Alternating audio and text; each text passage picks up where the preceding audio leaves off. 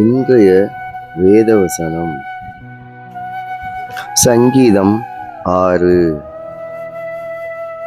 கர்த்தாவே, உம்முடைய கோபத்திலே என்னை கடிந்து கொள்ளாதேயும், உம்முடைய உக்கிரத்திலே என்னை தண்டியாதேயும்.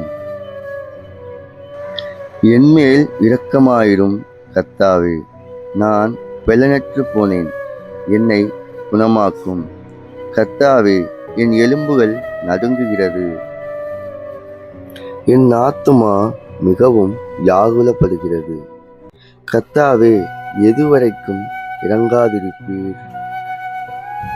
திரும்பும் கர்த்தாவே, என் ஆத்துமாவை விடுவியும். உம்முடைய கிருபை நிமித்தம் என்னை இரட்சியும். மரணத்தில் உம்மை நினைவு கூர்வதில்லை, பாதாளத்தில் உம்மை துதிப்பவன் யார்? என் பெருமூச்சினால் இளைத்து போனேன், முழுவதும் என் கண்ணீரால் என் படுக்கையை மிகவும் ஈரமாக்கி என் கட்டிலை நனைக்கிறேன். துயரத்தினால் என் கண்கள் குழி விழுந்து போயிற்று, என் சத்துருக்கள் அனைவர் நிமித்தமும் மங்கி போயிற்று.